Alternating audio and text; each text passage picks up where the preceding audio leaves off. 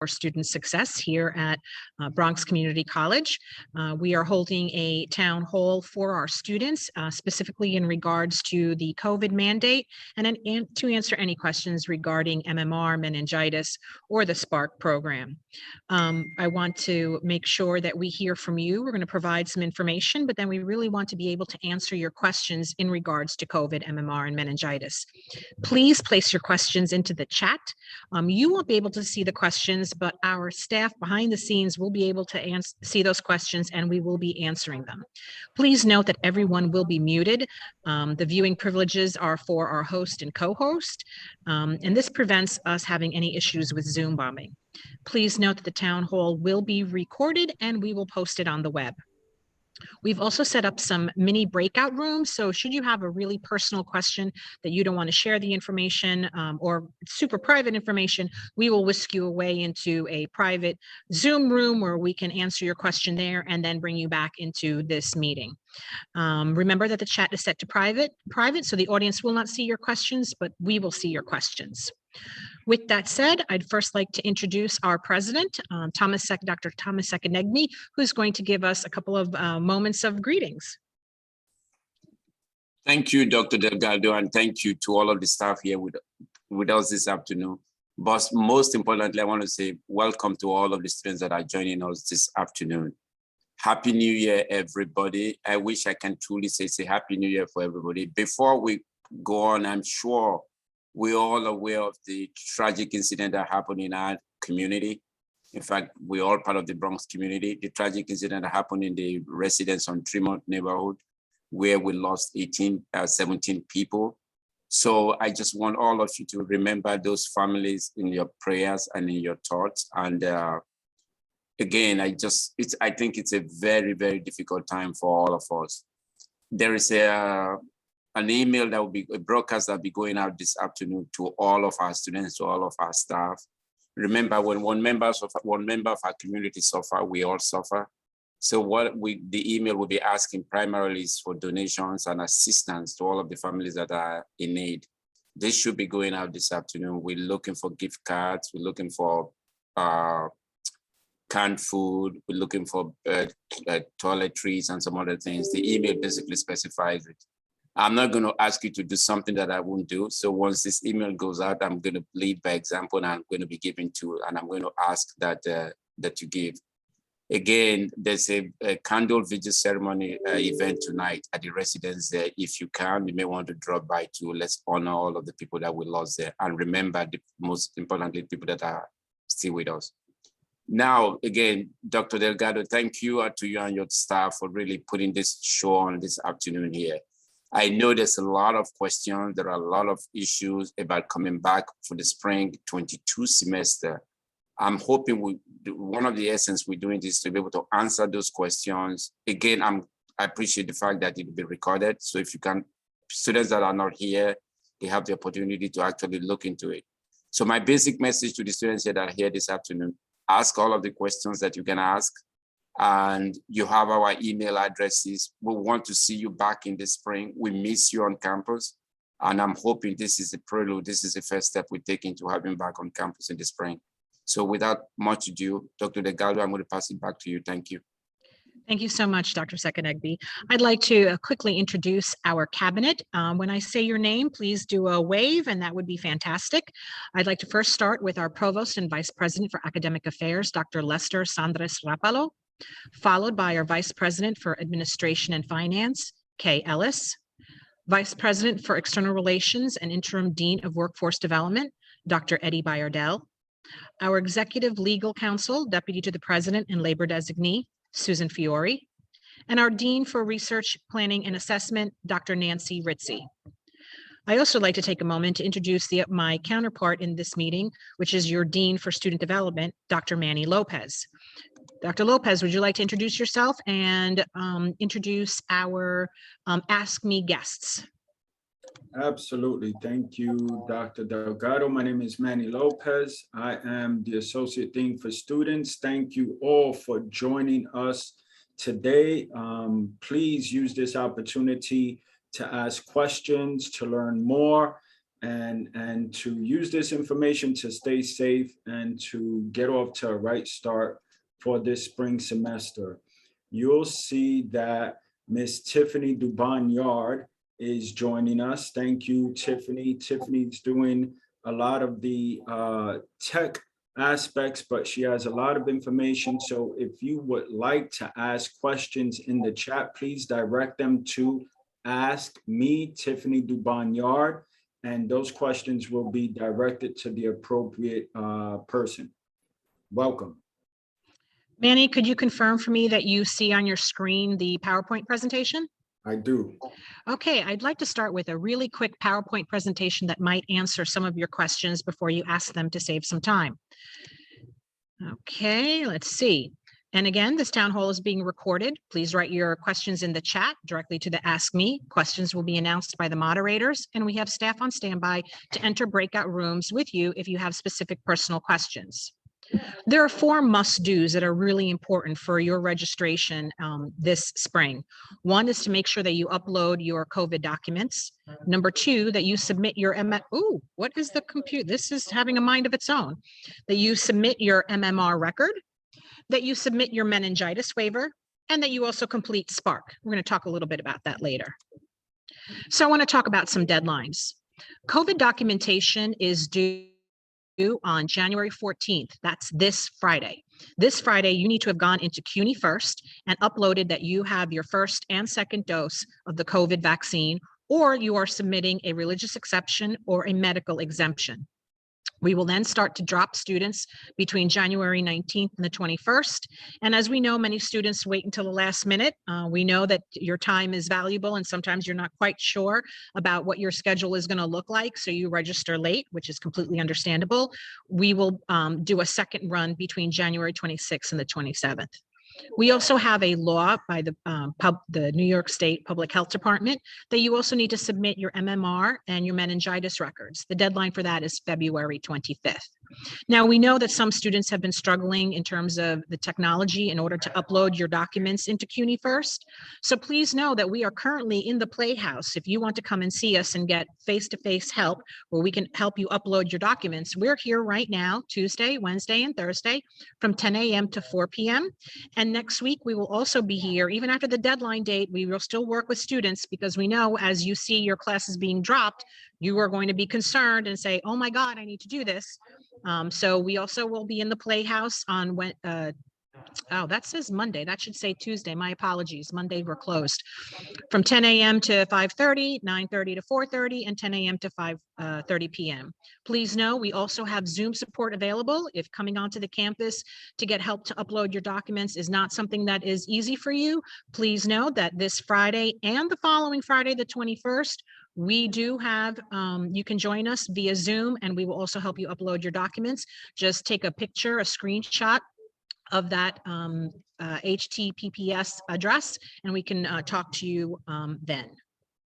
I want to remind you to complete your Spark training. The Spark training is the Sexual Prevention Awareness resource course. This is a free course. It is something that is required from all of our students. This will get in your way by your 3rd semester. So by your 3rd semester here at BCC, if you have not completed this course, you will be blocked from further registration. This is a requirement across all the CUNYs. So whatever CUNY you're at, this is something that is coming down the pike. So we want to put this on your radar. So you can access this easily. It's on your to-do list in CUNY first. So on there, we're going to stop this because as I promised, this was going to be a short presentation so we can really answer your questions.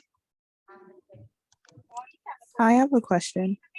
Yep, and before we start questions, we will take that question in just a second. I want to let folks know, all the students here, that the requirements that you see are not specific to Bronx Community College. The requirements that were shared by Dr. Delgado are requirements of the City University of New York. So you would be required, the same deadline that exists of 114 for Bronx Community College is the same deadline for Lehman, for Hostos, for John Jay, etc. So I think it's important to note that it's not a BCC only request. So I do know someone said they had a question. A student said they had a question. Please feel free to ask and or put it in the chat.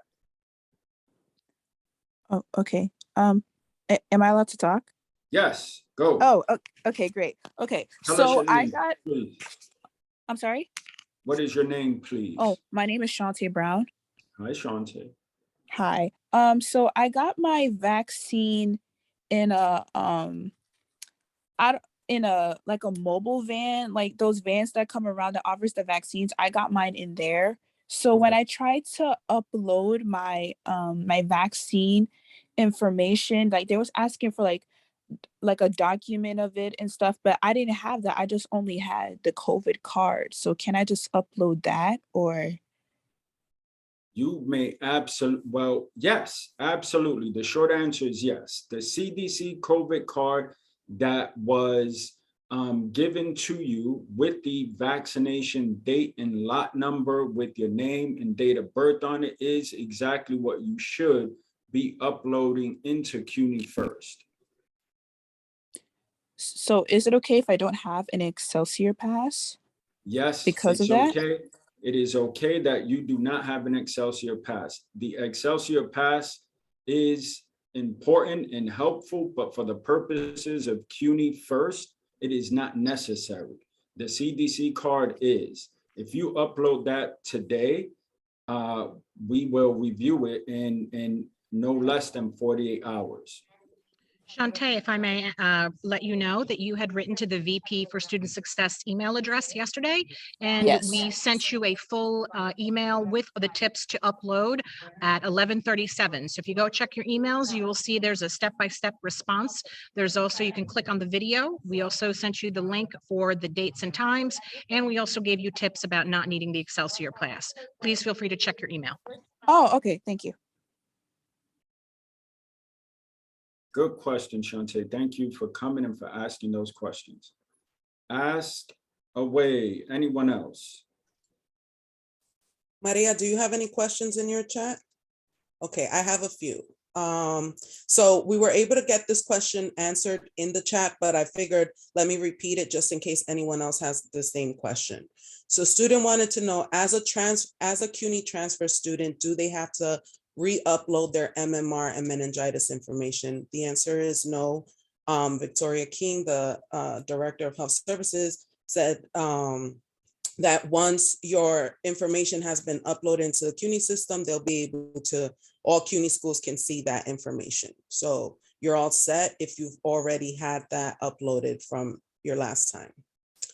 The next question I have here is, any students taking hybrid or in-person courses are required to take a booster if quote unquote eligible. How does BCC/CUNY define eligible? Go ahead, VP. So right now, the booster has not been mandated yet for students, but if we were to be betting people, it will be. What is going to happen is that CUNY is currently working to add another module to the CUNY First. So in the same way that you'd go in and you click dose 1, dose 2, there will be a third slot that will be booster, and that you would be checking that off.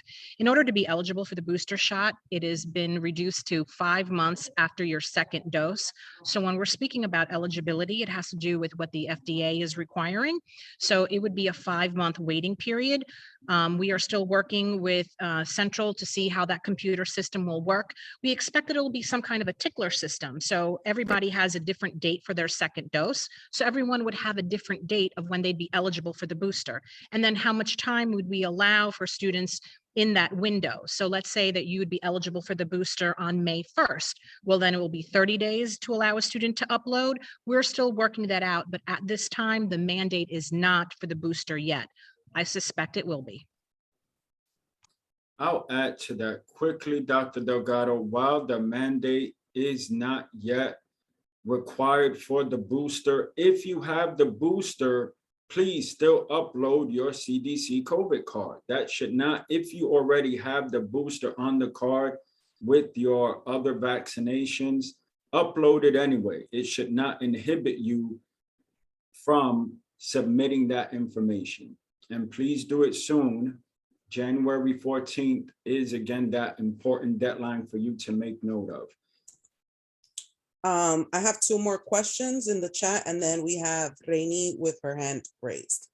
So the other question is from another student who's the deadline for uploading the exception documents is also for the 14th, correct? So with that being said, she says she's been having issues getting an appointment with her doctor to get this exception letter. If by any chance I am unable to meet the deadline, would I be able to register for classes in the summer or fall? You can absolutely register for the summer and fall. What I would ask is that student write to the VP for Student Success at bcc.cuny.edu. If someone could type that into the chat so the student can see it. And please include your full name, your EMPL ID, and the situation that you just explained. And then someone from that email will get back to you to see how we can work with you on that. Thank you. And just to reconfirm, a couple of people came in late. A lot of people came in late, so they missed the presentation. MMR meningitis should be uploaded by what date again? Is it the same as the 14th? The deadline date is February 25th, but we're really encouraging students to do it beforehand because there is no wiggle room with the MMR. It is a cutoff and there will be no being able to get you back into the class. So we would like this as soon as possible. So we are doing triaging in the Playhouse this week, Monday through Thursday. Well, today is Tuesday through Thursday from 10 a.m. to 4 p.m. if they're struggling to upload it. We also have a Zoom day on Friday. Broadcast has gone out with all this information, but we're really pushing students to do this early. If you wait for the last minute, if there's a snafu, we can't salvage the semester. Thank you. So really quickly, Victoria King is on the line, our manager for health services. Victoria, can you please, some students may not know where their MMR immunization records are. But there are places where a student should think or can be able to identify this information. Can you tell us, like if they went to a New York City public school, etc., some other suggestions for those students who don't have it on hand, but need to find their immunization record? Okay, for Public Health Law 2165, which is compliance with measles, mumps, and rubella, if you have a US issued high school diploma, not of GED, that will serve as documentation for one measles, which will allow you to register and get a waiver for 1 month. And in that month's time, you can check with a previous school, high school, a previous college, physician, hospital, clinic, pharmacy, or whatever to see if they have your record. If no one can find your record, then you would need to have what is known as a titer test. That is a test that tests for antibodies, it tests your immunity. And if your titer test shows that you are immune, then you can submit that in lieu of documentation from a previous physician. Also, we have a very large international community, and many people upon entering into the United States get a documentation from the State Department, which lists vaccinations, including MMR and Tdap and other things. So a lot of students do have that piece of paper, and it has a little square in the upper left-hand corner where they put your picture. If you are a veteran, if you present your DD-214 or honorable discharge, that is proof of documentation for measles, mumps, and rubella. Veterans have been immunized against everything, so the Department of Health will take that as well. I think that covers it. Thank you very much. And I'm putting in the chat the email address of where you're going, who you're going to send the MMR and meningitis forms to. All students have to do this. And correct me if I'm wrong, all enrolled students, whether if this is your first time or you're a transfer, if you're a transfer student, will be able to see your CUNY information if you're coming from CUNY school? Would they be able to see it from a SUNY as well or private? Or would they have to submit that information if they're coming from a SUNY or private? No, we can only see CUNY. We can't see. Okay. SUNY. But if they went to a SUNY school, the health services office at SUNY would have that record or should, and they can just fax it to us or email it to us as well. Okay. And if you're a continuing student, they should be set from the first time that they started with us, right? Should be. Well, they should be if they took 6 credits or more. Okay. Now, if you took fewer than 6 credits, then you did not have to submit your immunization. But if you were previously enrolled and you're taking 6 credits or more, then you should have that information. Awesome. Thank you. So I received about 12 emails, messages all asking the same MMR and meningitis questions. So I hope that answered everyone who had those MMR and meningitis questions. Rainey has been waiting with her hand up for a while, so we'll let Rainey go and then we can go right back to the chats because there are other questions in there. Hi, can you guys hear me? Yes. Okay. So basically, you guys answered my question, but I just want to make sure that I understood correctly. Since if you took 6 credit or more and they already have the MNR and the COVID vaccination card, you no longer need to re-upload that. Is that correct?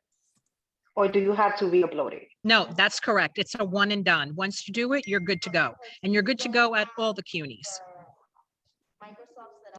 Okay, yeah, because I'm receiving that message and I wanted to log in to make sure. The other question is, right now, the booster is not mandatory. Is that correct? That is correct. We expect that down the road it will be. Okay, thank you for answering my question. Thank you for coming. For your question. Maria, do you have any questions before I jump back in? Okay, so we do have, so a couple of students are asking, how can they make sure that their vaccination upload has been approved? Do they receive some type of email or should they be reaching out to check in on that? So there's 2 ways. One more recent process that the university is doing is at the end of each day. If you uploaded your COVID documentation recently, when it is reviewed at the end of the day, you'll get an email from the university with your status. It's either going to be approved, not approved, or in review. Approved, of course, is what you want. If it's not approved, it will show what the reason for your non-approval is. The other way to check is when you submit it or where you submitted your COVID documentation, which is in vaccination verification tab of CUNY First.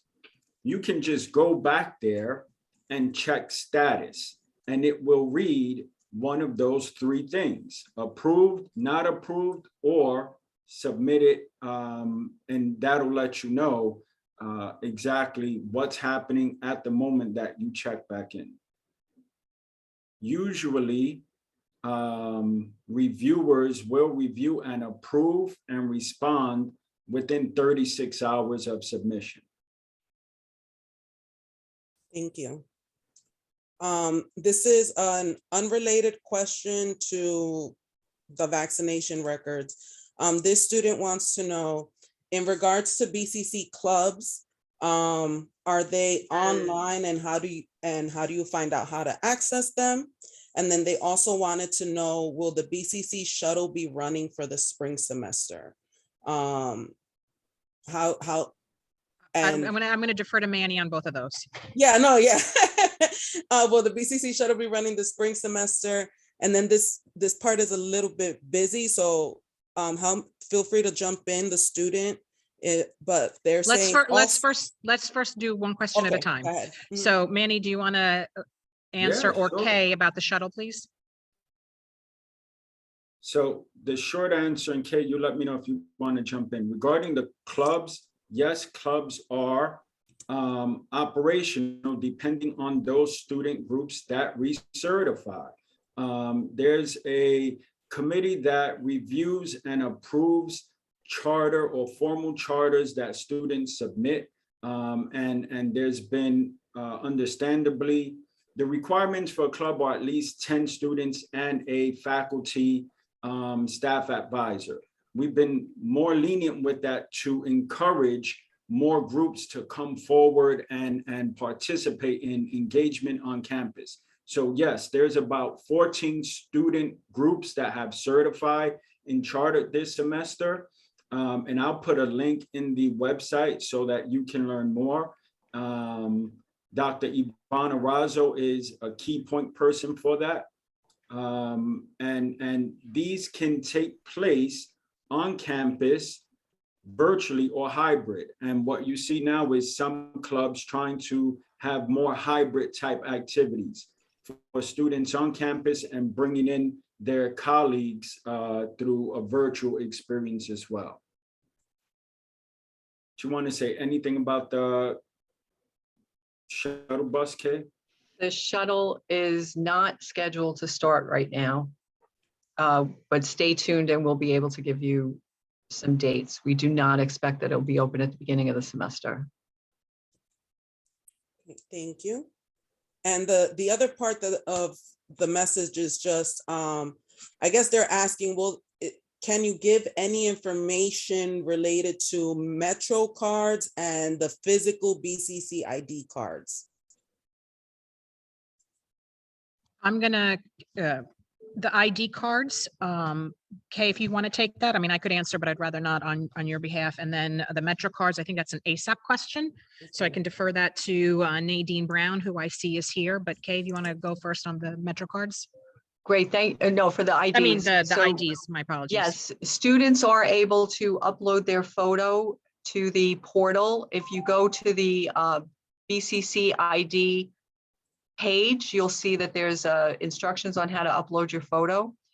You can either upload your photo and then come in and pick up your ID card in the Campus Service Center, which is on the main floor of Roscoe Brown.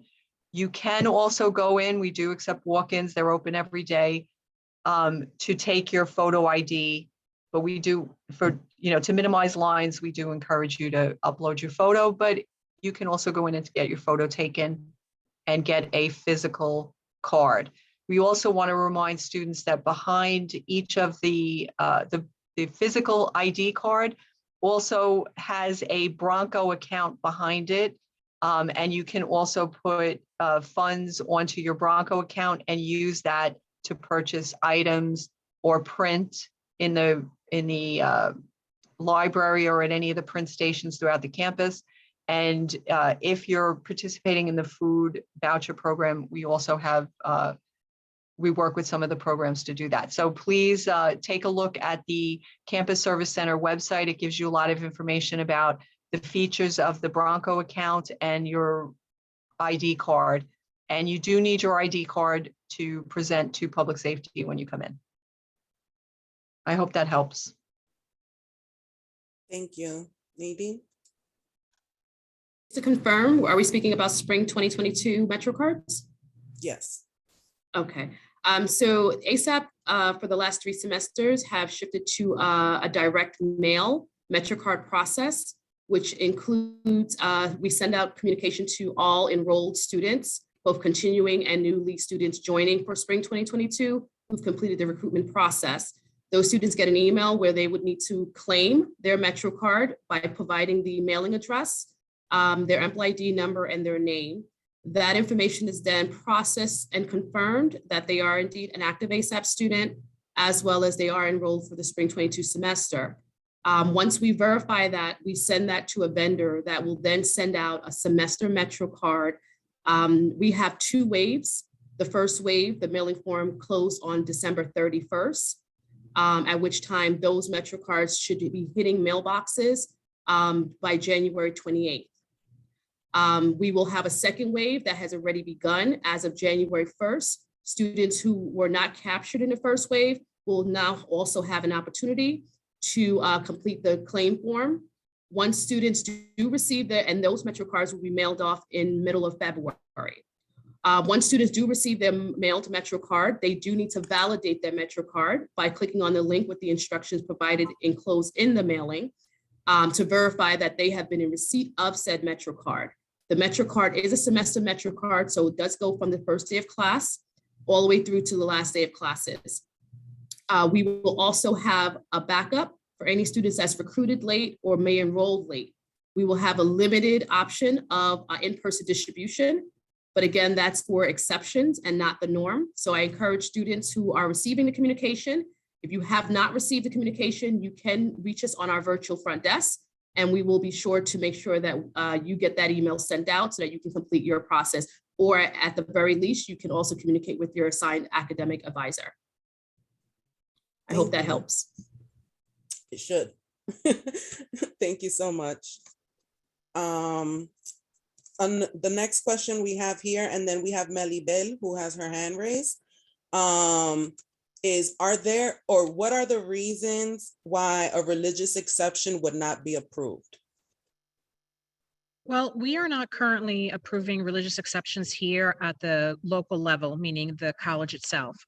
Religious exceptions are being, when you submit them, they are approved, or rather they are reviewed at the at the central level. I cannot speak to what would not count, other than giving you the example that quoting scripture would not be enough. If you were to ask me, I would say that it needs to be on letter. And again, this is my personal opinion because we have it really depends on the student. But if you wanted my personal guidance, I would say that it would be on letterhead from your particular organization, and that the leader of that congregation say that you are a member of that congregation and speak to why your congregation does not support the vaccine. That's what I'd be writing if it were me writing it. But please know this is done by a committee basis. It is submitted to CUNY Central, and the decision is final. There is no appeal process to if your request is denied. Thank you. Melibel, go ahead. You can ask your question. Okay, so I'm a little confused about the MMR and meningitis, but I do have the vaccination documentation worksheet, and it says that I have the MMR. Can I send a picture of that vaccination documentation to the email that you provided? Or I can send a picture, like by a picture. The Department of Health, who audits our records, does not accept screenshots. So you have to download it and either scan it or fax it to us, but screenshots are not acceptable by the Department of Health. Malabi, if you don't have the ability to fax or scan it to us in an email, you can come to the campus tomorrow or Thursday, and we are here in the Playhouse from 10 a.m. to 4 p.m. and we will make a copy of it for you and we will get it up onto your record.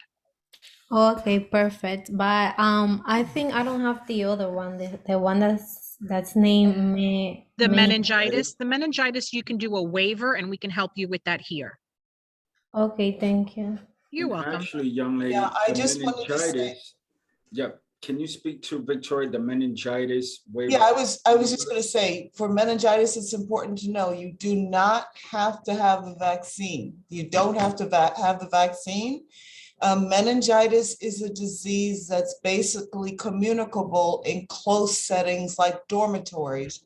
And because CUNY is considered basically a commuter campus, they don't mandate you have the vaccine. You just have to sign the form. There's a box on the form stating that you do not wish to have it, and sign it. If you're under 18, your parent or guardian needs to do it, but you don't have to have a meningitis vaccine. Okay, where do I find that form where I say that I don't? If you put your email in the chat. Oh, Victoria, you muted yourself by accident. I'm sorry. It's okay, go ahead. If you email your information to Tiffany in the chat and she'll send it to me, and I'll send you a link, or I'll fax you the document, whichever is most convenient for you. Okay, thank you. I'll put my email in the chat then. Thank you. Thank you, Victoria. So we do have one more, I have one more question. The student, if they have until February to submit their MMR, why is it that they're unable to register right now while they wait for their doctor's appointment? They're afraid their classes will be filled if they wait longer. Maybe before the date of my appointment, my class is going to be full, is their concern. All students who are registered, New York State law, and all students who register for 6 credits or more must submit documentation of immunity to measles, mumps, and rubella. And that's according to New York State. That's the requirement. So right now, if a student has that they have to submit their MMR, they're unable to register for classes, or are they allowed to register for classes? They won't be able to register if they're trying to register for 6 credits or more. Okay, all right. That are on campus. If they're Right. taking all online, you know what I mean? Or they're taking, let's say 9 credits online and 1 in person, that's fine. It's when they hit the threshold of 6 credits or more in person or hybrid. Thank you. And then some students are saying, would a picture of MMR proof be considered a screenshot, because they're not taking a screenshot of it on their device. They're actually taking like a photo of the card or whatever it is. That is not accepted. Oh, you have to scan it or make a Xerox copy of it and fax it to us. Those are the options. Okay, thank you. So here's a question, Victoria, for clarification. There's some apps that allow me to convert my photo to a PDF. So if I take a picture of my MMR immunization form and convert it to a PDF, is that acceptable? That is acceptable. And there's also a CAM scanner app that you can take the picture, but it's scanned. And I don't know the technological phrase for it, but there is an app called CAM Scanner, which I have on my phone. And if you take the picture using that app, then that converts it over to like an actual attachment, and you can send it that way. Right. Ultimately, the message for students in here who are asking that question is that the file must be a PDF so that we can ensure that the state receives what they require for your immunization record. Yes. Mm-hmm. Yes. And so some questions that I have on my end, Maria, unless you have some new questions, you do? Okay, perfect. Go ahead. Okay. The question is, would we students have access to hot food during spring 2022?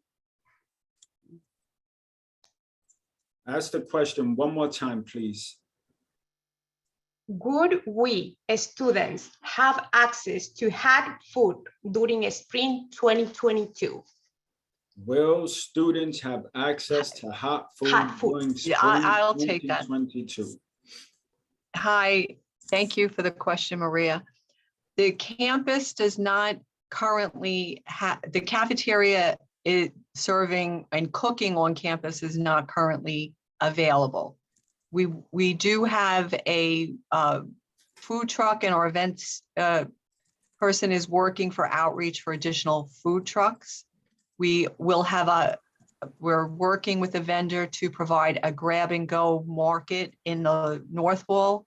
And we do have vending cafe in Meister in the lobby, which does have a microwave in the lobby so things can be heated up.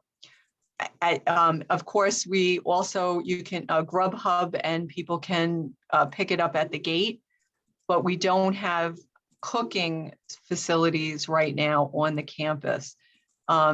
So I hope that helps to answer the question for the various options that will be available.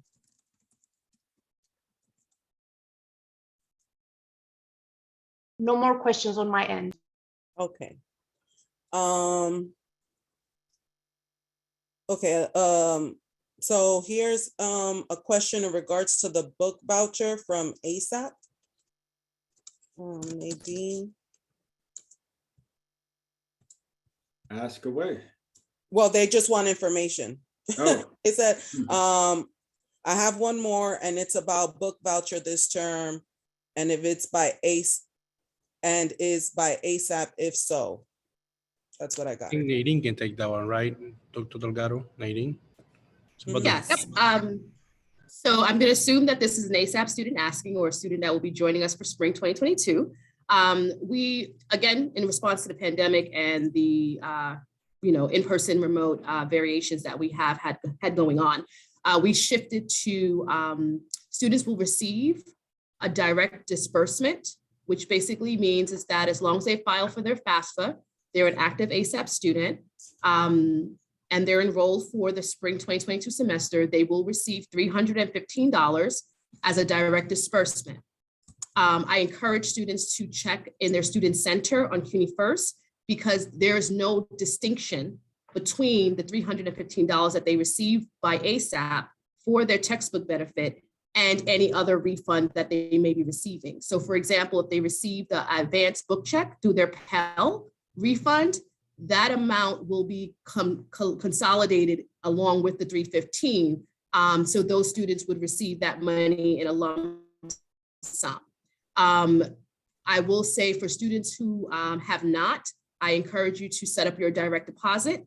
The reason why is because once we issue the direct disbursement, if you have direct deposit, you can get that money within a day or two. However, if you don't have direct deposit, a hard check or a printed check will be mailed to you via the bursar's office. I believe and those disbursements will begin as early as next week for the spring 2022 semesters. If you have questions, I again encourage you to visit our virtual desk. Tiffany, I don't know if you have access to that to put it in the chat. You can send it to me and I'll send it out to everyone. Okay, I'll do that. And so we will share the virtual front desk for ASAP that's open Monday through Friday, where you can ask those questions at any point between now and the end of the semester. We're always on there.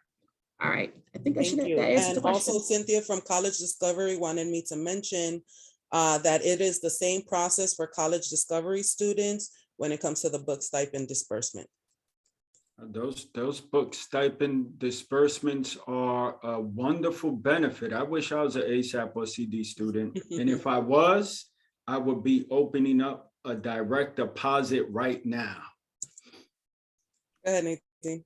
If I may, I would like to add, for our students who are undocumented and ineligible to apply for financial aid, we do have an exception rule where we can open up a drawdown account through our online bookstore, Academos.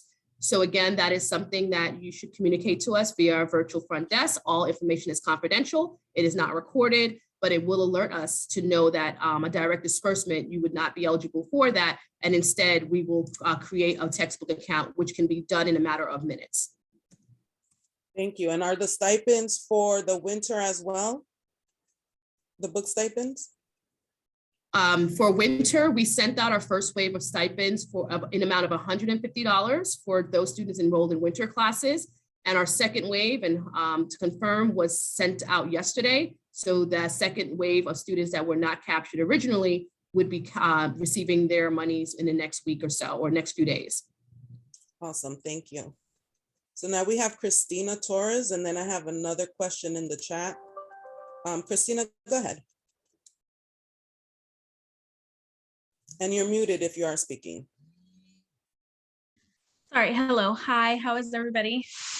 Thank you, doing well, how are you? Good, thank you. I'm sorry, I arrived a bit late. I was tied up with some things, but I wanted to know, I know the meeting is being recorded. Where can I find the recording of the meeting so I can see what I missed?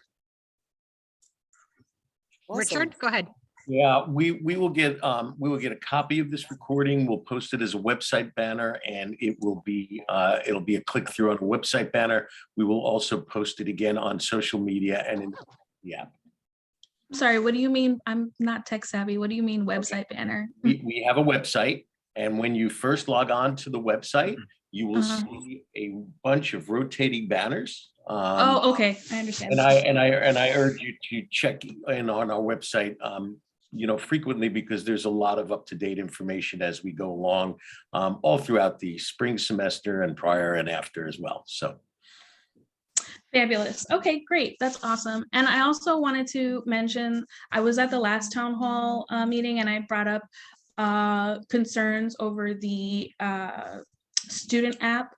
And I have to say that I'm very happy to see like more staff presence. I feel like the balance is really good now. We don't have any riffraff happening in the chat, and that's really awesome. And I just wanted to acknowledge that that was taken care of, and I wanted to say thank you. And then also another thing that I wanted to say was, I don't know if there's any rules or regulations regarding this, but I noticed that there's a lot of students like trying to sell textbooks, trying to trade textbooks. I was wondering if there was any program like on campus, like we could do like a book swap or something. Maybe just for people who perhaps don't get grants, or, I have this math book, I need a science book, let's trade. And I think that would be really awesome to do that, just to have it centralized. I don't know if there's any rules against it, but just Richard's going to answer your question. And before Richard answers that question, Christina, are you interested in becoming an SGA member? We would love to have someone so vocal as you and representing the students. So, if, government and serving others is up your alley, please reach out to Tiffany or Manny, Dean Lopez. We would love to hear from you. Richard, I kick it over to you. Christina, I echo Irene's sentiments. I think you'd make a great SGA member, but there is no centralized location for a book swap, but the BCC app is actually a great conduit for these types of activities.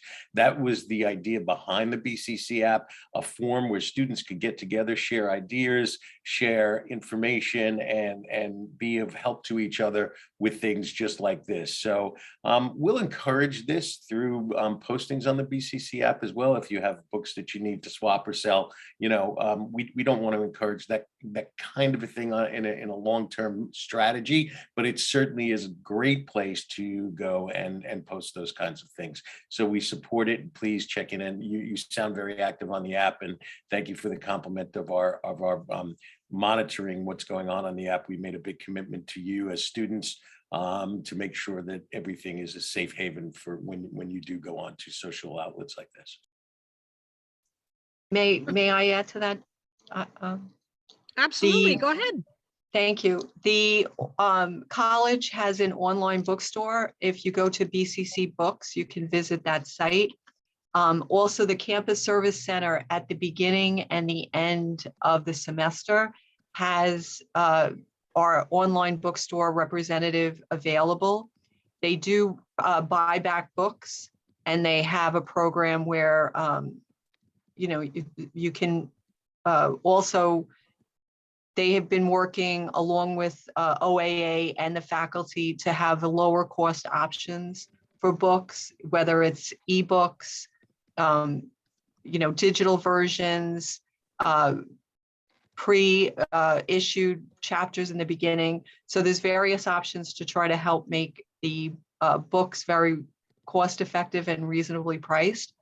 And there's also additional books that when they come in, go to the library, or there's and I'm not the right person to speak about this, but there's other options for textbooks that students can borrow on the campus. So thanks for bringing up about the books. I hope that you find when you sign up for classes, it's very easy to also purchase the books online so that you have them well before the beginning of the semester. So thank you. Thank you. Thank you. Thank you for answering. Also, I have another question. I'm sorry. Excuse me. Miss Ellis, Kay Ellis. Yeah, you mentioned about vendors for food on the campus. I just kind of want to make sure, or just want to voice my opinion about how affordable it will be. Like for the vendors, we did have one vendor last semester for like 1 or 2 days a week, like selling like $4 or $5 hot dogs. And I thought that was outrageous.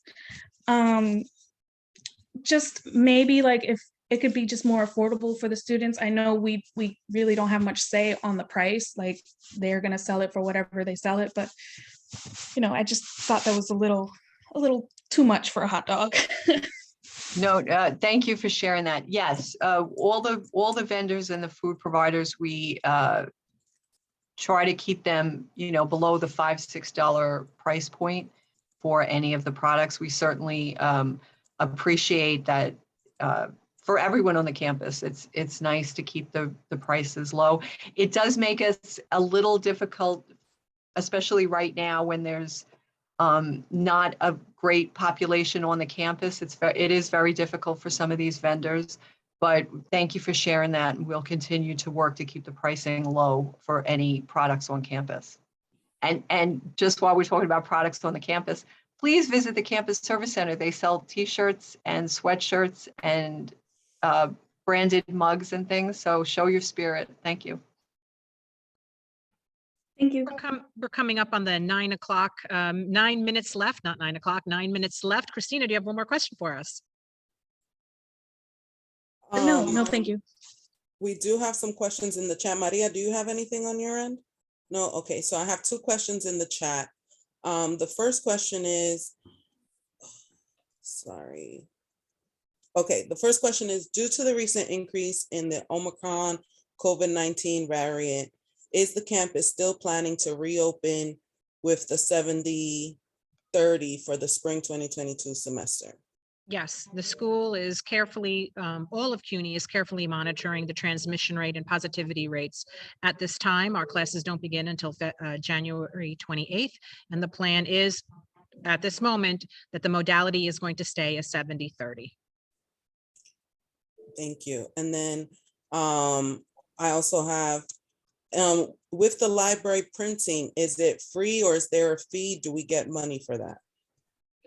You don't get money for that, but I would have to kick it over to the academic side of the house. I do not know the answer to that question. Thank you, VP Delgado.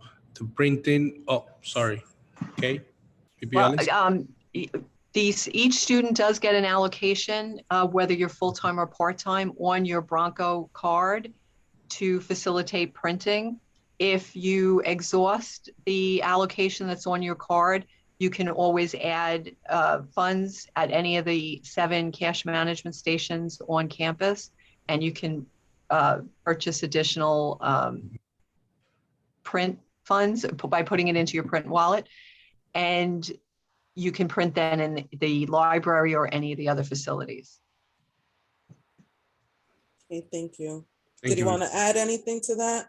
I just want to, does the provost, I think I saw him, did he disappear? Do you want to talk about the library hours for the spring? Yes, thank you, Mr. President. Yes, I just wanted to convey to the students that thanks to the leadership of our president, we have extended the hours and dates for the library, and we're happy to work with Michael Miller, which he oversees the library. So we will have more hours at the library Monday to Friday and also on the weekends, so students can use it. And we want to see our students using the library as much as possible.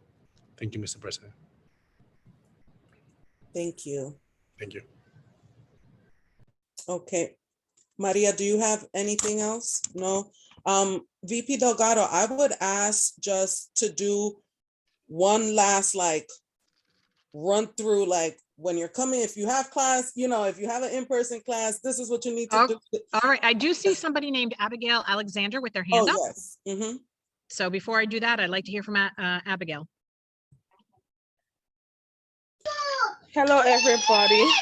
Oh, I have a noisy background. I'm sorry about that. Hello, everybody, and Happy New Year's. I have a question. I think I was getting the answer a while ago, but because of my internet going in and out, and then my sons and they're making a lot of noise. My question is, I want to get a student ID, probably to come on campus for pantry and maybe if I need something. Can I just pop up any day of the week? And if I have to come in, where do I have to go? Okay, so we have food pantry days, 4 days, 4 days a month. Those are announced at the beginning of the month through a broadcast. Because of COVID and following social distancing, students have to claim an appointment in order to come in. So if Tiffany or Maria could do me a favor and put in ARC's email address. ARC is our Access Resource Center. It is headed by Deirdre Polite. And when that email goes out at the beginning of the month, what you do is you click on the link and then you say, oh, I can come in on Tuesday at 3 o'clock, and you lock in that time. So that way we don't have a rush of students. That goes out in a broadcast at the start of every month. It is also on their webpage. So again, you would go to our BCC webpage, in the search, type in Access Resource Center, hit click, and then it'll bring you to their page. And there you will also find the dates and times. And another thing, how do I come in to get my student ID? The Campus Service Center is open any day, 9 to 5. It is in 9 Roscoe to Brown 5 on the any main day. floor. So I just come in 9 to 5, but I have to have the ID first in order to come in for pantry, right? Well, here's what you want to do. You want to set that up with the pantry and then let them know that you might not have your ID to get in, but what you will need is, have you uploaded, for the food pantry, you don't actually have to show COVID. If you send an email to the Access Resource Center and let them know that you haven't gotten your new ID card yet, they will work with you and work with public safety to let you onto the campus. So again, this would take a little bit of work, just of you sending an email to the Access Resource Center. Okay, thank you so much. And since I hear that you have a little youngster back there, I want to remind you that we have an early child care center. Jessica, would you like to talk a little bit about the early child care center? Because it sounds like maybe she could use somebody to help her. Yes, I sure do. Thank you. Because I had a hard semester. I had a hard semester the other time. Sometimes I have to stop in the middle of tests, and I have to pad them because they're fighting. Okay, But so thank Abigail, God, Jessica is going to tell you, she's our assistant director of our early child care center, and she's going to jump on real quick to tell you a little bit and tell all the students about our early child care center. Take it away, Jessica. Thank you. Hi, everyone. My name is Jessica Mambode, and I work at the Early Childhood Center. We provide childcare services for students from the ages of 2 to 5 years old during your class hours. And then we also have an evening program where we provide school-age childcare as well as preschool services as well. You can come in and pick up an application, or you can reach me at my phone line, which is 718-289-5461. Abigail, if you want, you can always email me. I'll put my email in the chat if I can, and you can reach out to me and we can set up an appointment for you to fill out an application. Jessica, put it in the chat, and then Tiffany will put it in. Tiffany is the moderator, so put it in. It'll go to Tiffany, and Tiffany will put it in so the student can see it. We are coming up on the 1 minute mark. So any last questions? Yes, I have a question. I'm sorry, excuse me. Will there be a mobile van for vaccinations and booster shots? We are looking to bring that in the next 2 weeks. That depends on availability. So we are working on that. Okay, and Ms. K said something about a card for printing. I don't know anything about that. Oh, sorry, that's your student ID card is also able, that is your print card. Oh, really? Oh, okay. Yes. I really want you to take a look at that. The ID card really unlocks a lot of services on campus, and we encourage you to really take advantage. Where can I find more information about that? It's on the Campus Service Center website, also on the ID card website page. So you can search either of those. Thank you so much. And so the question about vaccinations, I'm putting in the link, Vax Finder information for those who want to find vaccination sites in their community. And, Richard. and again, you can find that information on the website banner. It gives you a list of who, what, where, and hours and all of that fun stuff. So. Well, we are coming up on the 2 o'clock mark, and I want to thank all the students who came and were engaged and asked questions or just came to listen to get more information. A friendly reminder, we are here in the Playhouse again, Tuesday, today, Wednesday, Thursday till 4 o'clock to help you upload documents. We have Friday as a Zoom support day, and we will also be here next week to help students if they get dropped, how to get them to get their paperwork up and get back into their classes. On that note, I want to say thank you to everybody. Please be warned. And if don't forget the recap. Oh, recap. Okay, so recap, the recap, the 4 must-dos. And before anybody leaves, Cabinet, please stay back for a quick debriefing. Manny, if you could stay back as well. Thank you very much. So the 4 must-dos: upload your COVID documents, whether that is a religious exception, a medical exemption, or your actual cards. At this time, a booster is not mandated, but we expect that down the road it will be, and we will help you do that as well. You also, and we want you to do that now because the deadline is Friday, and we're going to start dropping students next week. And we don't want you to be dropped out of your courses, especially if you've already been vaccinated. Number 2, you need to submit your MMR and meningitis paperwork. We do not take a picture. That does not count. You need to scan it or come here and we'll Xerox it. We've had a whole bunch of students today, I'm proud to say, that have come to bring us their MMR documents. So MMR and meningitis, that's number 2. Number 3, what am I missing? Or did I make meningitis number 3? So then number 4 is completing your Spark course, which is in your to-do list, because that eventually is going to come and haunt you. So let's knock it out of the way now, and it's on your to-do list. So those are the 4 must-dos: COVID documents, MMR, meningitis, Spark. Okay. So on that note, thank you, everybody. Please stay warm, and I hope to see you January 28th, which is Friday, start of classes. Cabinet, please stay back, and Manny. Thank Bye. you.